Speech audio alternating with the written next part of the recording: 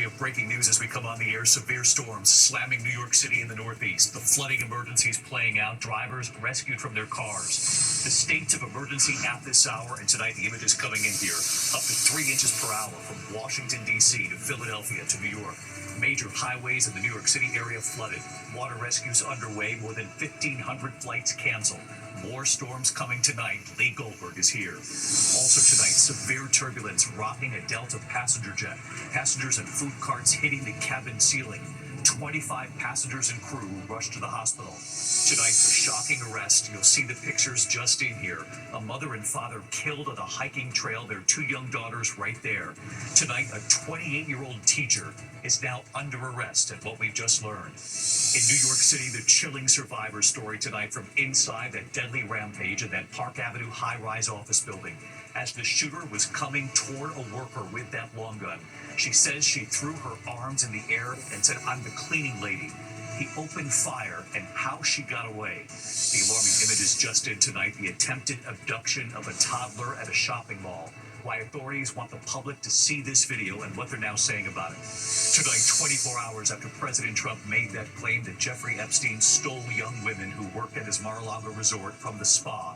Virginia Giuffre, who said she worked at Mar-a-Lago, her family now speaking out, telling the president not to pardon Ghislaine Maxwell. Overseas tonight, the dire humanitarian crisis playing out in Gaza. Hundreds of Palestinians risking their lives for food. Ian Cannell off the Gaza border. Tonight, back here at home, the fighter jet bursting into flames and crashing. Tonight, medical records revealing Hulk Hogan's cause of death now. And tonight we learn of a personal battle he was facing for quite some time. Tonight, singer and actor Justin Timberlake revealing he's battling a debilitating disease, what Timberlake is now sharing. And the lightning bolt hitting the U.S., stretching 515 miles. That lightning bolt hitting 3 states at once.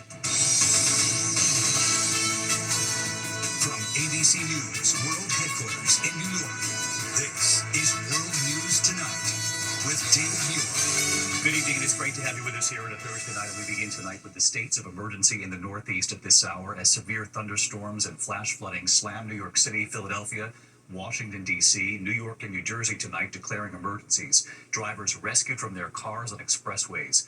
The rain falling at a rate of up to 3 inches an hour, flooding sweeping streets and highways, rivers and creeks rising quickly, storm drains unable to keep up. Time-lapse video tonight showing the dark storm clouds moving in over New York City. Heavy rain and severe flooding north of Baltimore, rescuers freeing 2 people trapped in a car there. Major highways flooded across the New York City metro area, drivers taken by surprise. This is the Clearview Expressway in Queens. And tonight, ground stops at airports across the region. More than 1,500 flights already canceled so far. Meteorologist Lee Goldberg standing by with the forecast. More storms and heavy rain coming tonight. And ABC's Morgan Norwood with the images late today. Morgan leading us off tonight. Tonight, major New York City expressways swamped. Drivers stranded in high water as torrential rains wreak havoc across the Northeast. On the Clearview Expressway in Queens, rescue teams working to get drivers out of vehicles. A tractor trailer also stranded. Bystanders stunned. 10 feet deep, with cars in it and people sitting on top of cars. I would guess that within an hour we got 3 inches. And this was the aftermath. You can see that vehicle with all 4 doors open. The expressway shut in both directions for hours. Water cascading into New York City's Grand Central Terminal. New York and New Jersey hit hard from floods just weeks ago that inundated subways and neighborhoods, both declaring states of emergency ahead of the storms. The storms also hitting Northeast airports hard. More than 1,500 flights in and out of the U.S. canceled. And David, you can see the chaos that this rain left behind. Traffic steadily building here at the Lincoln Tunnel. But look, it is not over. More storms are expected to roll through tonight with some areas, David, looking at up to a half a foot of rain. Yeah, we know that traffic at the Lincoln Tunnel very well. Morgan Norwood leading us off. Morgan, thank you. Let's get right to Chief Meteorologist Lee Goldberg of our New York station, WABC. He's been on the air all afternoon. And Lee, this isn't over yet.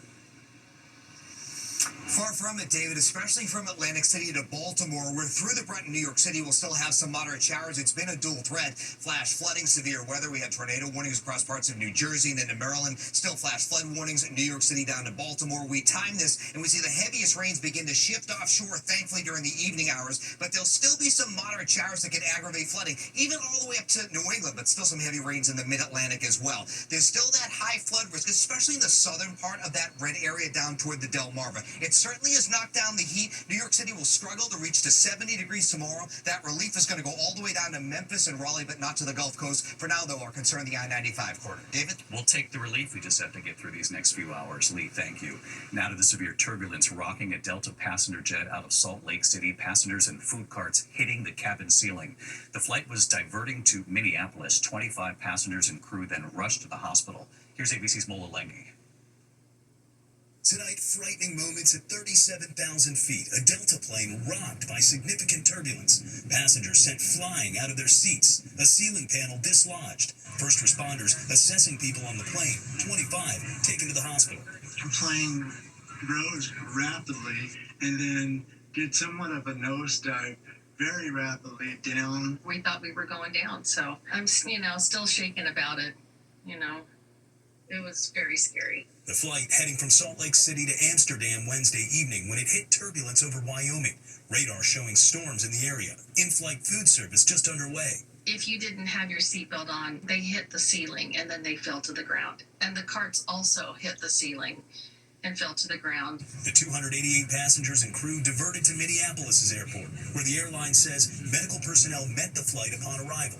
They have the emergency vehicle standing by. The airplane can take a lot more than we can. It's not going to come apart. But when you get into heavy turbulence, you are actually, as a passenger, your best friend when it comes to avoiding injury. When you're seated, don't let that seatbelt just sit there. Use it. Well, David, Delta says all 25 passengers and crew members are out of the hospital tonight, and the NTSB and the FAA are investigating this incident, David. Mola Lengi with us again tonight. Mola, thank you. Just in tonight, the shocking arrest after a mother and father were killed on a hiking trail. Their 2 young daughters were right there. Now a 28-year-old teacher is under arrest tonight. Officers arresting him as he was getting a haircut, and you'll see it. Here's our Chief Justice correspondent, Pierre Thomas. Tonight, a stunning arrest in the murders of a couple hiking with their 2 children in northwest Arkansas. 28-year-old Andrew McGann, a school teacher who taught 5th grade and recently moved to the state to begin a new teaching position, now behind bars, charged with 2 counts of capital murder in an attack that police say appears to be completely random. The suspect indicated that he did commit these murders. McGann arrested overnight at this barbershop as he got a haircut about 30 miles from Devil's Den State Park, where Clinton and Christian Brink were murdered on Saturday. And tonight, those heartbreaking new details about how the couple fought to protect their 7- and 9-year-old daughters, as police say McGann started to stab them repeatedly with a knife. According to police, the girl's father was attacked first, his wife rushing the children to safety before returning to help her husband. They absolutely protected those girls to their fullest extent, to the point that it cost them their lives. We're in awe of this mom and dad. Police say the children later provided a description of the suspect, and that the killer was injured at the scene, leaving behind blood and DNA that was a match to McGann. DNA that was recovered at the initial crime scene matched his DNA. There's no known connection between McGann and the Brinks, officials say, but they suspect the murders were premeditated because the killer had covered his license plate with duct tape to hide his identity. Tonight, the critical question: why did the suspect allegedly target a couple that he did not know? David? Horrific story. Pierre Thomas tonight. Pierre, thank you. This evening in New York City, the remarkable survivor story. The worker who came face to face with that gunman who went on a deadly rampage in that Park Avenue high-rise office building. That worker said she put her hands in the air at what she then said to him. How she survived this. And here's Aaron Katursky. Tonight, the Park Avenue office cleaner who stared down the barrel of the shooter's assault rifle and survived. She put her hands in the air. I'm a cleaning lady. I'm a cleaning lady, Sabia Nelovich says she shouted as gunfire erupted around her. She was collecting garbage Monday evening on the 33rd floor of 345 Park Avenue, where she has worked for 27 years. She says she heard what sounded like firecrackers, rounded the corner to see the glass door in front of the reception desk shake and shatter. This guy came in the middle of the door and pointed his gun at me. He started shooting around me. Nelovich ran down the hall, hid in a closet, and started praying. She says she heard shouting, then footsteps. The gunman, Shane Tamura, was moving toward her, firing at the closet door. Then that worker says she thought of Julia Hyman, the young woman working late, still at her desk. I thought, God help her. Julia Hyman's funeral was yesterday. Wesley LePatner's was today. My mom was like my rock, so I would talk to her, and I couldn't talk to anyone else. And nothing else would make it better. And so was the funeral for Officer Didarul Islam, his pregnant wife, 2 sons, and other family members following behind his flag-draped casket in the Bronx, where he lived and served. Each day since the shooting, David, that office cleaner says she's only been getting more stressed, more shaken. She was never scared at work. Now she says she does not want to go back. David? Well, that is entirely understandable, Aaron. Thank you. Now to the Jeffrey Epstein case, 24 hours after President Trump made that claim that Jeffrey Epstein, quote, stole young women who worked at his Mar-a-Lago resort from Trump's spa.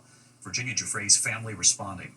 Giuffre had said she worked at Mar-a-Lago in the spa, and her family now telling the president not to pardon Ghislaine Maxwell. Here's Rachel Scott. 24 hours after President Trump's remarkable new claim that Jeffrey Epstein stole young women who worked at his Mar-a-Lago resort, an anguished response from the family of one of those women, Virginia Giuffre. Giuffre claimed she was approached at Mar-a-Lago in 2000 by Epstein's companion, Ghislaine Maxwell, who then sex trafficked her to Epstein. I was recruited at a very young age from Mar-a-Lago and entrapped in a world that I didn't understand. This week, Trump said Giuffre was one of several employees Epstein stole from him. I think she worked at the spa. I think so. I think that was one of the people. He stole her. And by the way, she had no complaints about us, as you know. None whatsoever. Giuffre's family calling it shocking to hear Trump say that he was aware that Virginia had been stolen from Mar-a-Lago. It makes us ask if he was aware of Jeffrey Epstein and Ghislaine Maxwell's criminal actions. They also pointed to what Trump told New York Magazine in 2002, 2 years after Giuffre was allegedly trafficked to Epstein. Trump praising Epstein, telling the magazine, "It is even said that he likes beautiful women as much as I do, and many of them are on the younger side." Today, I asked the president. You said that Jeffrey Epstein stole people from Mar-a-Lago. At the time, did you know why he was taking those young women, including Virginia, who was just 16 at the time? I would figure it was ABC fake news that would ask that question, one of the worst. But no, I don't know really why. But I said if he's taking anybody from Mar-a-Lago, he's hiring or whatever he's doing. I didn't like it, and we threw him out. Giuffre died by suicide earlier this year, and Maxwell has always denied her accusations, calling her, quote, a fabulist. Maxwell is now serving 20 years behind bars for sex trafficking. Last week, she spent 9 hours meeting with Deputy Attorney General Todd Blanche, who was President Trump's personal lawyer. The president has not ruled out pardoning her. Well, I'm allowed to give her a pardon, but nobody's approached me with it. But tonight, the family of Virginia Giuffre calling Maxwell a monster and a predator who destroyed the lives of girls and young women without conscience, saying she deserves to rot in prison for the rest of her life. And David, it was just 1 week ago that Maxwell sat down with Deputy Attorney General Todd Blanche. The administration still has not released any details on what was said. David. Rachel Scott at the White House for us. Rachel, thank you. Overseas tonight, the dire humanitarian crisis in Gaza. Hundreds of Palestinians risking their lives for food now, and why mountains of aid are just sitting there, unable to be given out. Here's our chief foreign correspondent, Ian Pannell, inside Gaza tonight. Tonight, we go inside Gaza with the IDF to see the aid piling up as Palestinians starve and children go hungry. This is the moment that we crossed from Israel into Gaza. We were taken to a massive aid depot. Israel saying there's enough food here to feed all of Gaza for more than a week, but much of it going nowhere. There are mountains and mountains of aid here waiting to be delivered to the desperate people inside Gaza. Literally, just a few hundred yards down that road here, we have sacks of fortified flour to make bread that people desperately need. Why isn't the aid being held there by Israel getting into the mouths of the hungry? Once it's in the Gazan side, it's up to the international community to pick it up and distribute it, and we haven't seen that happen in a fast enough pace. But the UN rejecting this, blaming Israel, saying they can't deliver the aid safely, and this is what they're up against. Hundreds of Palestinians desperate for food, met by gunfire. It's kids. It's children. Bullets hitting the ground just feet away. UN aid workers saying Israeli troops open fire. Undeterred, the crowd suddenly rushing the convoy, grabbing food before it can be safely distributed. Israel reviewing the incident, saying it only fires warning shots when faced with a threat. David, the US Special Envoy Steve Witkoff going to Gaza to try to get more food in. President Trump calling the situation terrible. He wants Hamas to surrender, but tonight the group saying they won't lay down their weapons. David? Ian Pennell from the region again tonight for us. Ian, thank you. Meantime, back here in the U.S. in Texas tonight, authorities facing tough questions from state lawmakers about the response to the 4th of July storms that, of course, brought that deadly flooding, taking at least 135 lives, including so many of those girls at Camp Mystic. The county's emergency management coordinator, William Thomas, acknowledging he was sick and asleep as floodwaters were sweeping the region. I stayed in bed throughout July the 3rd, and I was awakened around 5:30 a.m. on July the 4th by my wife, following a call from the City of Kerrville EMC, Jeremy Hughes, requesting that I mobilize. Yeah, put it up there. Committee members frustrated, saying a number of top officials were unreachable during those crucial early morning hours when so many were in need and fighting for their lives. When we come back here tonight, medical records now revealing Hulk Hogan's cause of death. And tonight we now learn of Hogan's personal battle for quite some time. Also ahead here, the American fighter jet bursting into flames and crashing. And the alarming images tonight, the attempted abduction of a toddler at a shopping mall. Why authorities want the public to see this and what they're now saying about it in a moment here. Tonight, police say alarming surveillance shows the attempted abduction of a toddler at the Fair Oaks shopping mall in Fairfax County, Virginia. Authorities say the girl had wandered away from her father at the children's play area. A man picking her up right there, walking away. The girl's mother and father chasing him. He let the daughter go. Authorities say they hope the video raises awareness of the dangers when children wander. That suspect is under arrest. Tonight, the U.S. Navy investigating the fiery crash of an F-35 fighter jet in Central California. The jet bursting into flames, going down at Naval Air Station Lahore. The pilot did safely eject. When we come back here tonight, Hulk Hogan's cause of death has now been revealed tonight, and the battle he'd been facing for some time. To the index tonight, we've learned this evening Hulk Hogan died of a heart attack. Medical records also from Pinellas County revealing that he had quietly been battling leukemia for some time. Tonight, Justin Timberlake revealing he's battling Lyme disease. He said he's been dealing with massive nerve pain. He calls the illness relentlessly debilitating. He shared his condition following his latest tour. Tonight, the longest lightning bolt ever on record. Scientists have now confirmed a single lightning bolt stretching 515 miles across 3 states, Texas to Missouri. It was back in 2017, now confirmed. The mega flash covered the distance in a little more than just 7 seconds. When we come back here tonight, the grandmother boarding her flight, and suddenly the entire plane was cheering. This is quite something. Finally tonight here, one grandmother surprise. Tonight here, a flight like no other. Good afternoon, everyone. American Airlines Flight 4383 about to depart from Memphis to Chicago. The pilot on the intercom. My name is Justin, and I will be your captain on today's flight. Suddenly, one passenger recognizing that pilot's voice. Yes, ma'am. Go right ahead. The woman asking, "May I get up?" It turns out she is the pilot's grandmother, and she raised him. My grandparents raised me. I grew up here in the Memphis area. They've supported me. They've done everything they could to help me to get to where I am today.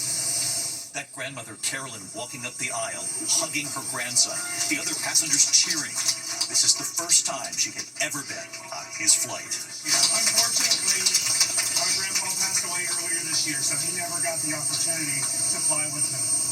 But this amazing crew that I'm flying with here today was able to help me pull it off to where my grandmother got the opportunity to fly to Chicago with me today, and I will be the captain. Grandma Carolyn wiping away tears. It turns out when Justin found out she was coming to visit him, that she was stopping for a layover in Chicago, he asked if he could swap assignments to make sure he was the pilot for her connecting flight. Right here tonight. Hey, David, good evening. That pilot, Justin, honoring his grandparents, Carolyn and Freddie, grateful for what they did for him. I'm really blessed to have grandparents as awesome as my grandparents were. My grandma, I've been showing her the videos and the comments and things like that, and she says it's just amazing how kind people are. We hope you guys have a great rest of your day. It's why we love America Strong. Good night.